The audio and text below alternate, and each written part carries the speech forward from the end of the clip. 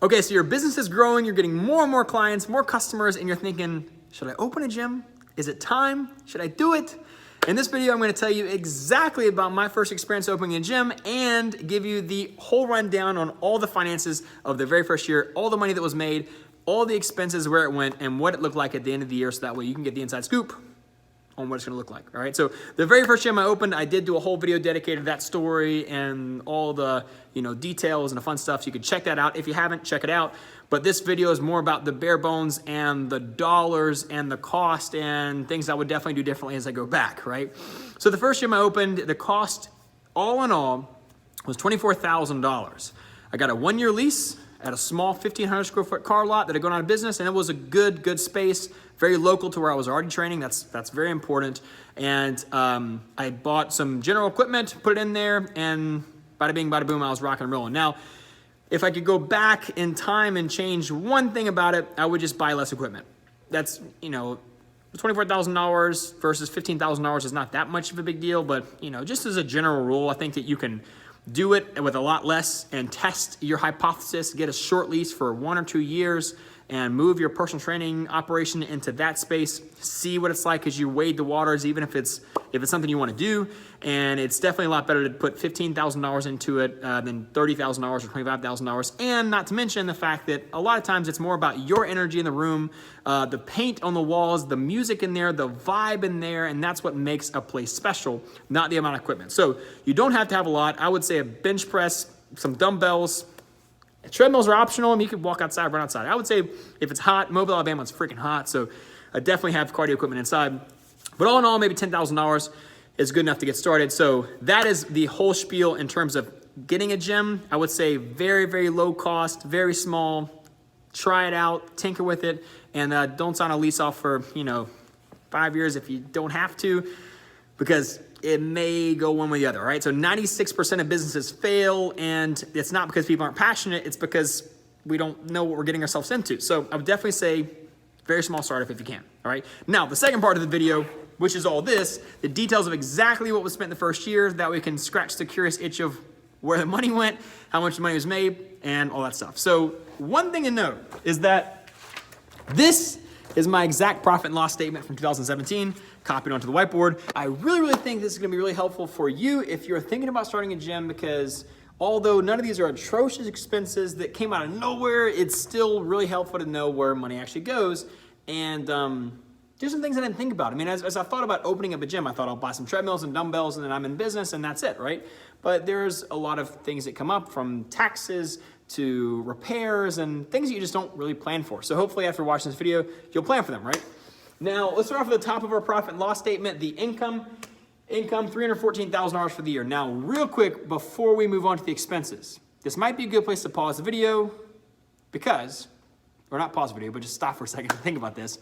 You wanna make sure your income's strong, okay? Make sure your income's strong before opening up a gym, even if it's only for a year or 2. You don't wanna get into a lease where you gotta pay a few $1,000s on a lease, pay bills, pay utilities, pay someone else.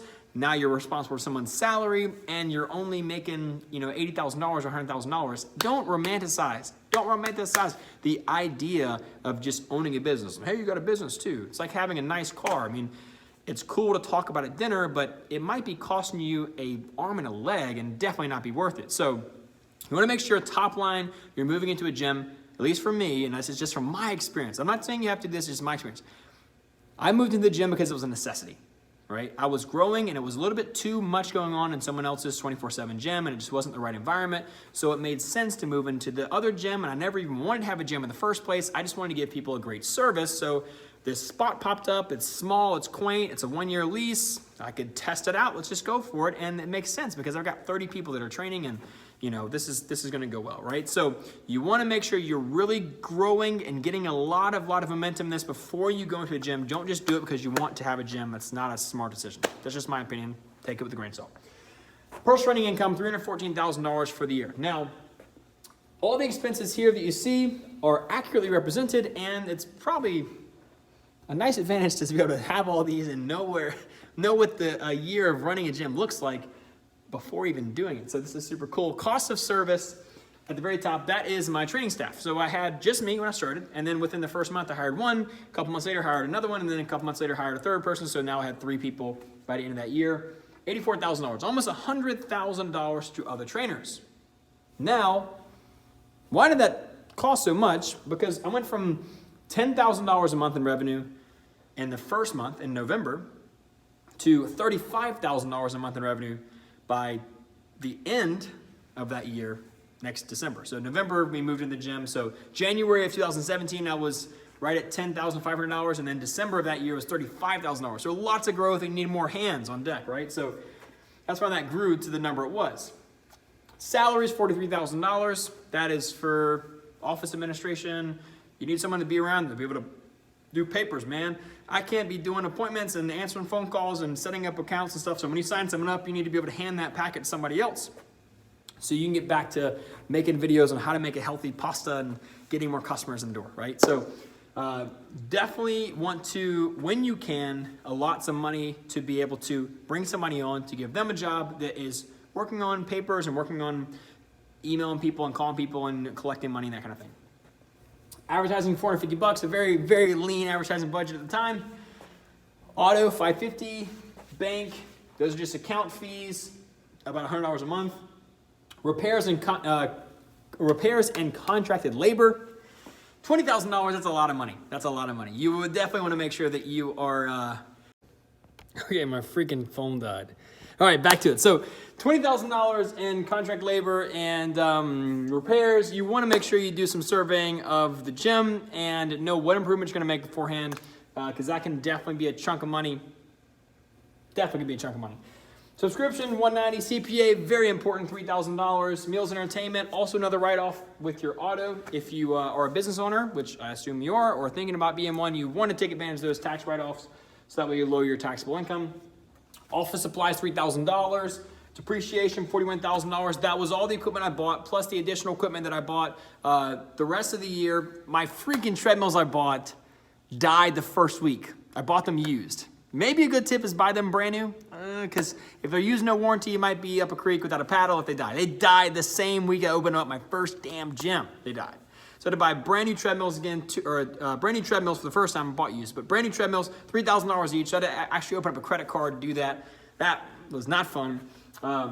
But all the equipment I bought that year, the big equipment was about $40,000, 24 to start, then some extra stuff with the broken treadmills and whatnot. $41,000, and then that's depreciation. That lowers your taxable income. That's another thing. If you are going to open up a gym, check out depreciation, learn that kind of thing. I'll talk about accounting here in a second. Postage, $850. That's a pretty not important expense, just sending stuff out. Gym supplies, $21,000. That is not necessarily going to be on your a line item on your profit and loss for your first year in your gym, but that was mine because, like I said, we just bought about $15,000 or $20,000 of equipment. We didn't go shebang like a lot of people do and try to make one of these, which is my gym now, the first go round. So that was additional dumbbells, additional slam balls, wall balls, another barbell, at about $2,000 a month as we grew. Again, it went from a one-man band with 30 clients to a 4-man band with 100 clients, so we definitely needed some more equipment. Utilities, $4,000.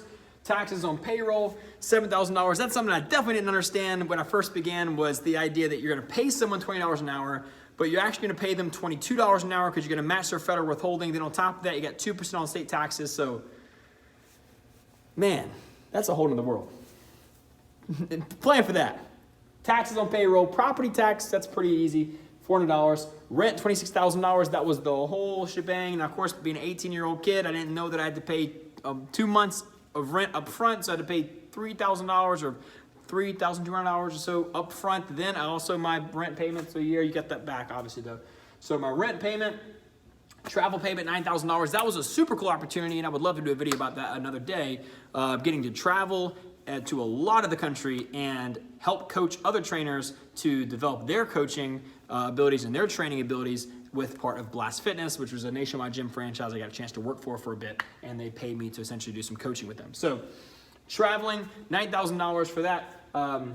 Miscellaneous expenses, that is stuff, it's like you don't have no clue where to put this item. It's something really weird and off the wall and doesn't really make any fit any particular item here. So miscellaneous expense, $4,000.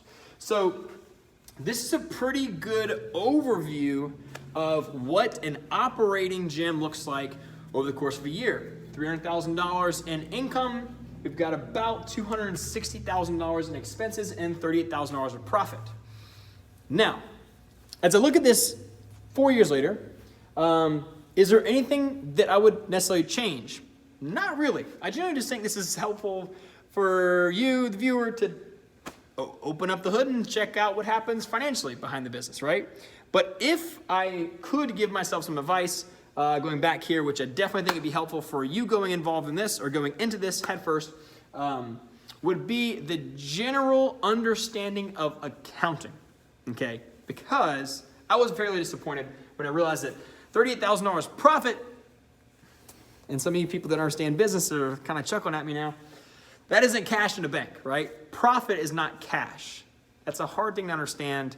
I didn't go to college. I didn't have any experience in accounting or business or management or anything like that. I just had people that I talked to and asked questions and stuff. So the idea that profit was a different number than money that was left over was a little bit difficult for me. So I would really, really recommend understanding this concept that if you buy an asset, like something that costs a good bit of money, like a treadmill, $3,000, that's not going to show up on your expenses. So if you were like me and you were looking at your profit and loss statement to see how much profit you're making on a monthly basis, I feel like a weatherman. If you're looking at your profit and loss statement to see how much profit you're making, you might feel good, like, hey, I made some profit, $2,000 or $3,000 or whatever, or $38,000. And then you might be disappointed when it's not in the bank. And that's because if you bought something like an asset, that is not an expense, so it doesn't show up. Also, if you serviced a debt, so if you paid off a debt, so I had the $8,000 that I used to borrow to pay off the rest of the equipment that I bought, when I paid that back, that wasn't an expense. It doesn't show up on here. It shows up on your balance sheet. So that's definitely something to know because truly, being honest, I was pretty disappointed when after a whole year of working my ass off, I made a lot of income that year. I did a lot of good work, I thought, and we profited. And then at the end of the year, I'm scratching my head going, okay, how did we profit $38,000, but I don't have $38,000? Where's that? Understand accounting, all right? So there's a whole other world of accounting, and I would definitely recommend getting a basic understanding of that. The second thing I would say, just as another tip before we go, is the organization of all this. To be honest, to be absolutely honest, I didn't even look at these numbers until a year later. I didn't even know what these numbers were. When I first looked at this, it was like, well, that's a new number. I never saw that. So that's how much you spent there, right? I didn't have any organization on it. And although it went well, like I said, because I'm not just spending on random shit. I'm just buying this, buying that, buying this. I do think we could have been a little bit more strategic with some of our expenditures if the organization of it was like we did this year, sitting down, creating a budget for the entire year. It is kind of hard, obviously, because it's your first year doing it, and I didn't know if we were going to go from $10,000 to $30,000 a month or whatever. But creating a budget and looking at it, you got to look at your finances. That's something I've really learned this past year was I'm good at top line, making money, because that's just my personality. But managing it and keeping it and making sure every single month that you're staying within your budget and you're not overspending and you're putting enough money towards the resources that need to be having money and that kind of thing. Organization is important. So like I do now, every single month, go back and I evaluate my profit and loss year to date compared to my budget. That's what I would definitely be doing. And then another organizational aspect of this I would do is a CRM or customer relationships management software. If you do not have one and you're already working with clients, I know that it is a little bit costly, a couple $100 a month to have it. It also has a percentage like any other credit card transactions does that you run a customer's card on, but it is so worth it because keeping an Excel spreadsheet with all your clients and the amount of money they're gonna pay you is just a lot of times gonna create an unrealistic number. I know that a lot of times in this year, 2017, I was looking at my Excel spreadsheet that had all my clients. 10 or 15 of them weren't training with me anymore, but I didn't delete them because it hurt my pride. And I had the money they were still going to pay me on the side of it because I was thinking they were probably going to come back. So my income was a little bit inflated in my head. So I was spending based on that income instead of actual real reports. So I would definitely say that in order to keep track of all this and to make sure that number is accurate in your head, customer relationships management software is a definite, and I would definitely do that. We started using one at the end of this year, 2017. I would definitely go back and use it at the beginning as a start fresh with that management software. It's also very helpful to manage things like how many sessions do people do and those kind of things. Lastly, on the top lastly on the top thing in terms of revenue, I would add 2 things specifically that we've done in this gym, and that's gym access. That's a great way. If you have a studio that has access to your facility, or you can create that access, do it. I mean, you can literally charge $30, $35, $40, whatever the going rate is in your town for training, or for access. Ours is like $30. So now we have a line item on our revenue that says memberships, where people just come in and use the gym, right? And then also merchandise. We got a merchandise store over here in the corner. I wish I could show you that, but I can't move the camera. With clothes and t-shirts and jackets and stuff like that, because people love to rep it.